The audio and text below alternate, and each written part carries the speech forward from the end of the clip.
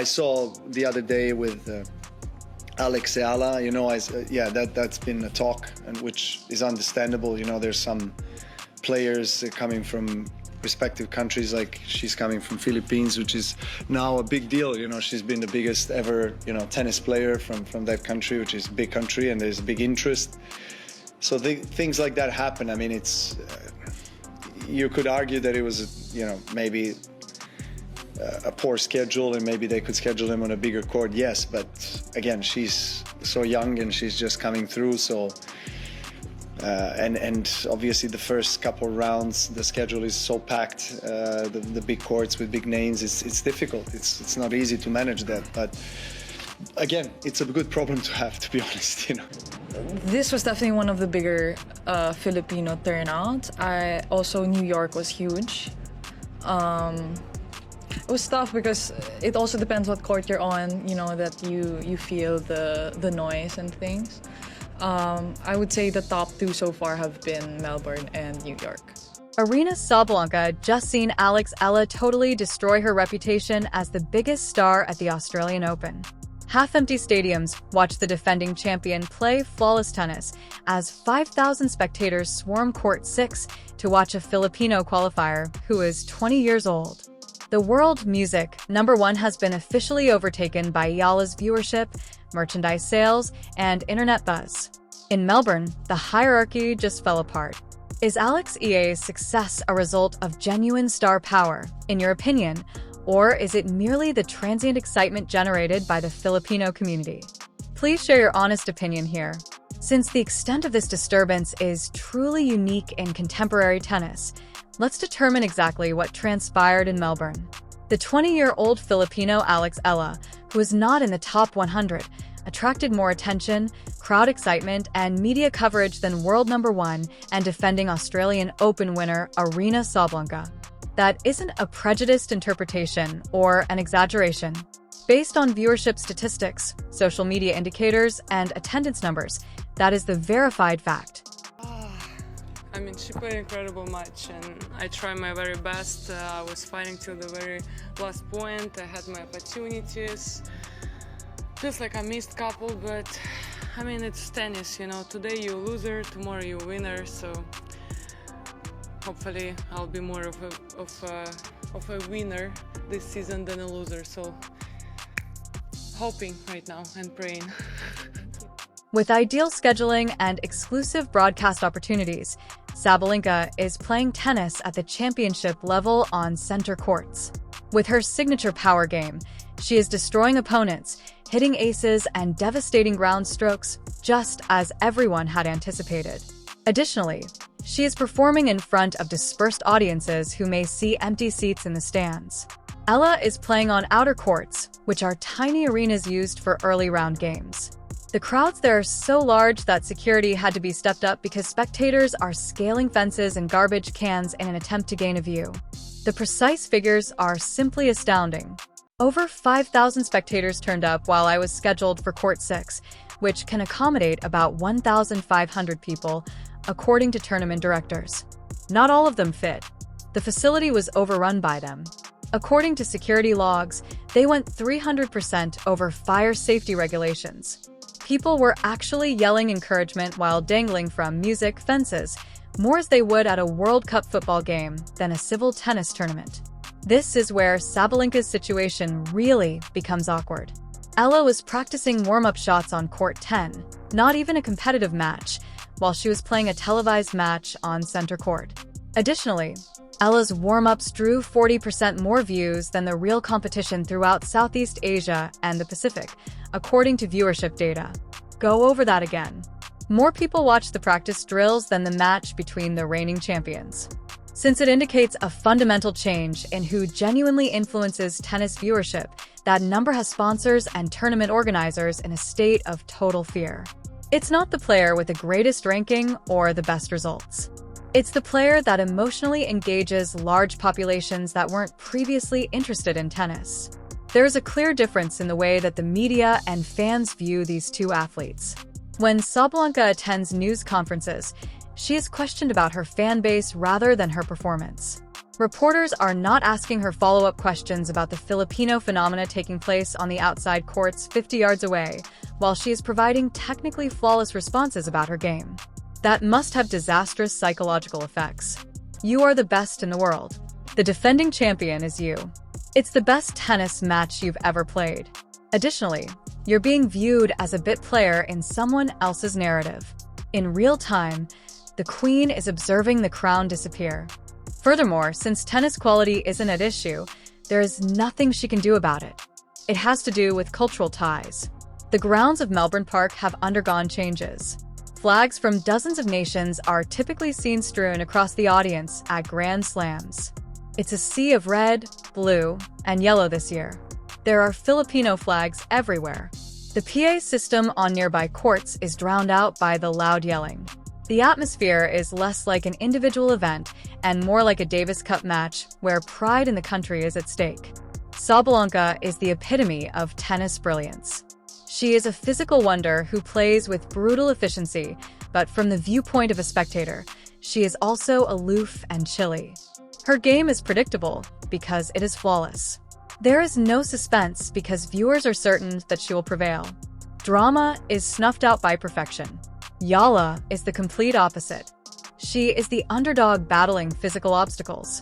Because she is much smaller than most of her opponents, she makes up for it with defensive prowess and tactical genius acquired at the Rafael Nadal Academy.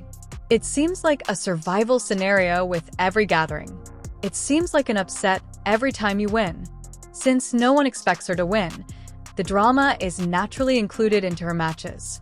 In addition, Eala has more symbolic significance than Sabalenka outside of the tennis world. Eala is evidence to millions in Southeast Asia and the Philippines in particular that their people merit recognition on the international scene. She plays more than just tennis.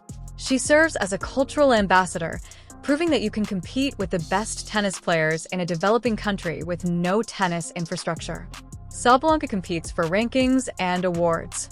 Eala battles for pride in the country and representation. The reason the popularity scales have shifted so sharply is because of that emotional divide. A Sabalenka ace is greeted with courteous applause. People cry when they see an Eala winner. The emotional commitment is very distinct. Particularly noteworthy is the moniker given to the period that has developed around Eala. Fans began using it as a hashtag and social media trend to commemorate her matches. However, it has grown into something more significant. It is now officially acknowledged that Philippine music, tennis has made a permanent appearance on the international scene. Prior to Eala, Southeast Asian athletes occasionally participated in important tournaments before going missing. The moniker implies that things are different now. This is the start of long-term success rather than a passing fad that frightens established tennis powers in America and Europe, since it represents a change in the sport's demographics. The whole financial paradigm of professional tennis shifts if Eala sets off the same cultural boom that Serena Williams or Tiger Woods brought about for black sportsmen in tennis or golf, respectively. Markets open up. There are new sponsors. The balance of power moves to Asia. The financial effects are already apparent.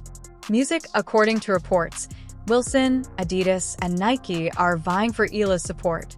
They understand that signing her involves more than simply one player. It's about gaining access to a whole region of the world, music, that wasn't previously involved with tennis. Gaining access to the Filipino market and larger Southeast Asian populations has enormous potential financial benefits. Sabalenka, meanwhile, has already secured her endorsement contracts. Although she is financially stable, she is witnessing businesses give a lower-ranked player more money because that player possesses something that she does not. Cultural influence that goes beyond athletics. Eala's game's tactical development is particularly noteworthy since it demonstrates that this is more than just nationalism-based hype. In fact, she is talented enough to merit the attention. Her serve, which was a vulnerability when she was a teenager, is now a genuine weapon. Similar to how Rafael Nadal crushed opponents with his serve patterns, she pulls opponents wide and creates angles with her left-handed slicing serve. The largest benefit, nevertheless, is mental.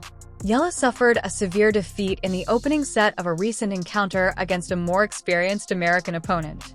Her previous self would have lost in straight sets and mentally imploded music. Instead, she composed herself, fueled a comeback with the support of the audience, and prevailed in 3 sets.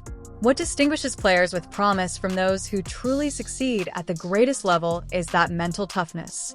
When the crowds get angry, Sabalenka struggles. In interviews, she has acknowledged that negative energy has an impact on her performance. Chaos is what EA feeds on. She performs better in front of a larger audience. That is an intangible benefit that coaching and training cannot duplicate. It is based on personality and provides her with a tool that rankings are unable to measure. Melbourne's economic benefit has been estimated to be over $15 million in extra tourism-related income over the course of 2 weeks. To see Eala play, fans are traveling from Singapore, Jakarta, Hong Kong, and other parts of Southeast Asia. In general, they are not attending the tournament. They are especially targeting her. That qualifies as a cultural phenomena as opposed to merely a sports narrative. The news out of Manila is even more shocking. The capital's traffic stops when Eala is performing. Business productivity falls to 0. In order to project the match for pupils, professors cancel classes. The Philippines' fascination with Manny Pacquiao during his boxing heyday was comparable to this. In contrast to basketball or boxing, tennis has no cultural roots in the Philippines. The strength of her symbolic significance is demonstrated by the fact that EA is producing this response for a foreign sport. Sabalenka must be thinking about everything and wondering how she lost her relevance in a tournament in which she is winning. She is outperforming Eala at tennis. Her outcomes are better. She has a higher ranking. Furthermore, popularity isn't based on who plays better, thus none of it counts. It ultimately comes down to who emotionally engages audiences.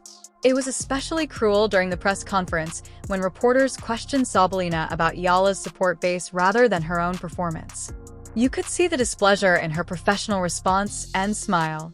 Everyone is preoccupied with the Filipino qualifier competing on the outer courts, so they don't give a damn when she talks about her route to another championship. It's difficult to recover from such psychological shock. It compels you to face the fact that being the best player does not equate to being the most significant player. Tennis talent has little bearing on star power. Eala now possesses it, although Sabalenka does not. It's important to compare this to earlier cultural changes in tennis.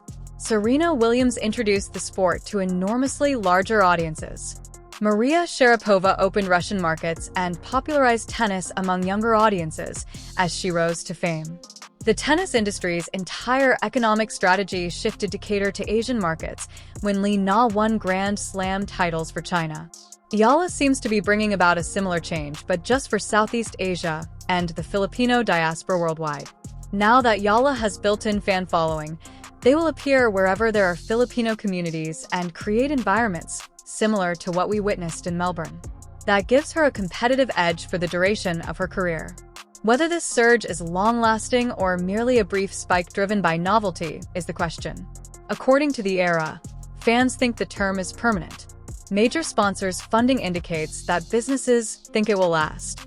It appears that everyone is getting ready for this to become the new standard given the infrastructure modifications being considered by tennis authorities to handle bigger attendance at her matches.